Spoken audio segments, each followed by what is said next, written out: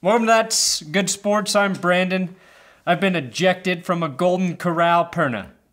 If I want to vomit into a bucket at my table so I can keep downing your all-you-can-eat shrimp, that is my prerogative, and I will see you at the Colorado Supreme Court, Golden Corral. Now, we didn't even make it through the first quarter of NFL Sunday football before Cincinnati Bengals safety Sean Williams was ejected for this late helmet-to-helmet hit on Andrew Luck. I am a fan of art, and the fact that a Bengal, or Bingle, was the first player ejected this season with the new helmet rule is poetic.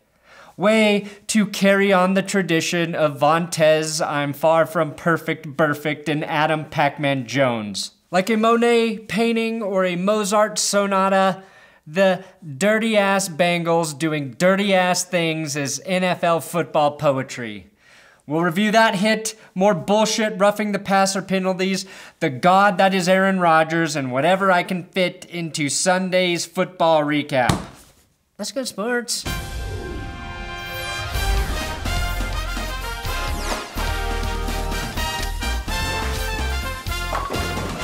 Look, the biggest, most miraculous event of the weekend was Aaron Rodgers and his return from the dead, just like Jon Snow in Game of Thrones, to lead the Packers to a comeback victory down by 20 after the half as the true King of the North. King of the North. King of the North. King of the North. Aaron Rodgers is so good, he gets the majority of the credit for this game-winning touchdown pass to Randall Cobb. Rodgers is a bad man, the headline reads. True, but I'm pretty sure Cobb did 80% of the work on that play. We all have a man crush on Aaron Rodgers, but Al Michaels and Chris Collinsworth, paid professionals, couldn't even pretend to hide their crushes. Wow. Al, he can't even stand on this left leg, and he is making play after play after play. This is just stunning. It's just stunning. Here he is riding off on the golf cart, and everybody said we're doing a eulogy, right? I mean, we're basically going, well, now we don't get a great game against the Patriots. We're going through the whole thing. He comes back on one leg. He never put the left leg on the ground the whole time and comes up with this. The only thing more massive than the Al Michaels and Chris Collinsworth collective boner for Rodgers is the amount of alcohol Bills fans will have to consume this season to enjoy watching the train wreck that is occurring inside an already red-hot dumpster fire that is located in Satan's backyard that they call a football team in Buffalo. I thought Nathan Peterman was going to look average, and he finished with a 0 for a QB rating, and the Ravens put up 47 on a playoff caliber defense from last season, technically. The Browns will win more games than Buffalo this year. I think we can all agree the Sean Williams hit on Andrew Luck should not be allowed in the game. It was late, it was egregious, and he went after the head. But this new enforcement of defenders putting their body weight on the quarterback is bullshit. It's the dumbest thing I've seen in the NFL since Terry Bradshaw tried to fuck the Fox football robot while we were all drinking sake in an almonds and machine sauna in Beijing. Never give Terry Bradshaw sake, and the NFL should never call a textbook tackle like this a goddamn penalty. Now my wife, when she saw this hit Myles Garrett laid on Ben Roethlisberger, said, "What's he supposed to do to not get a flag there?" And she's right. What the hell are defenders supposed to do? Defy fucking physics? Take classes with Bill Nye and Neil deGrasse Tyson about altering 250 to 300 pounds of body weight mid-trajectory? Is that what you fucking want, Goodell?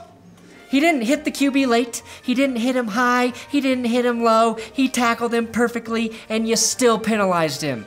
NFL players who tackle the quarterback are like black men who get stopped by the police. Doesn't matter if you followed the rules, you're still in fucking trouble. In hindsight, this terrible penalty, though, made the game ending in a tie the sweetest outcome everyone not a Steelers fan could wish for. The Cleveland Browns snapping a 17-game losing streak dating back to 2016 with the tie game is the most goddamn Browns move of all time. It's like finishing a masturbatory session while watching Pornhub on your phone, but at the exact second you finish, your pleasure is spoiled by a phone call from your mom. The headline of the week belongs to Bleacher Report. Browns are week 1 winners, even though they didn't win. That is perfect. Andrew Luck got luckier the second time he was hit, drew another flag. This, a clean, non-violent hit by Carlos Dunlap, a polite sack by any sane person's eyeballs. The announcers don't even really know why he got flagged, even though they pretend they do. I see the crown of that helmet and then the weight when you come down on top of him. It was nice to see Andrew Luck back out on the field, and I'm glad he didn't get hurt in this game. He also revealed that he actually fucked up his shoulder snowboarding a couple years ago in the offseason. Looks like owning a flip phone isn't the only terrible off-field decision Luck has made. A snowboarding fall, Luck? What the hell are you doing? The only thing it looks like you could shred, brah, is the tree branches for fire tinder inside of your cave in the wilderness.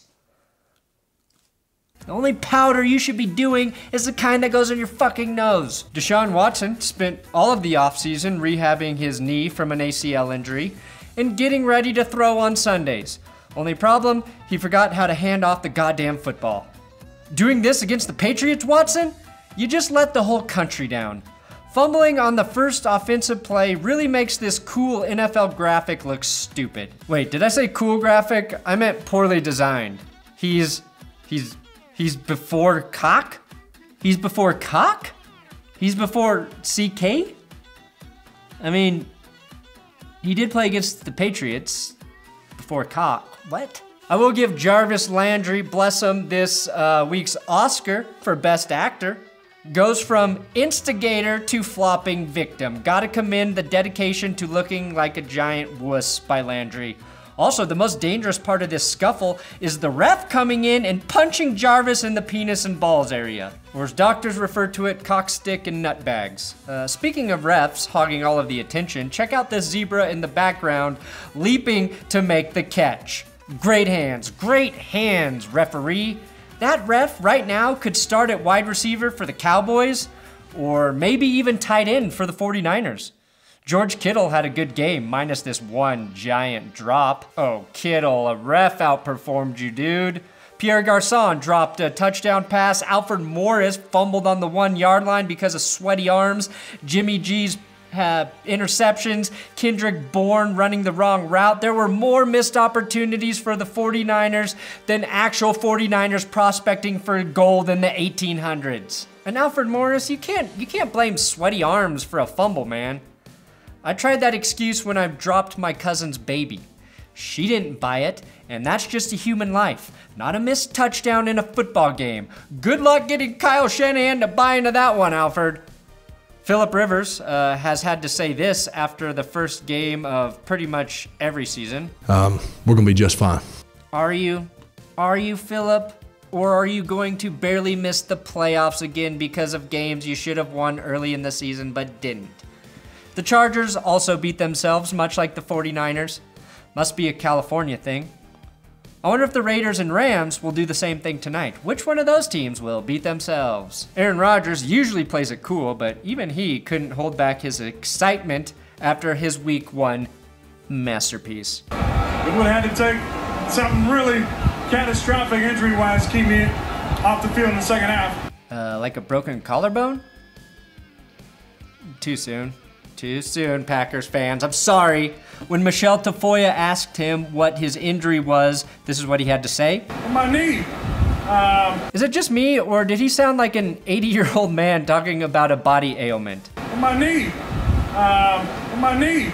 My knee. My knee. One thing I know for sure is I will never be as confident as Aaron Rodgers is about football for anything in my life. Now, I saw all of this while watching NFL Red Zone, one of the greatest inventions of all time. The Red Zone is to football what smoking weed is to video games. Takes something already amazing and enhances it to the max. Football is back, baby!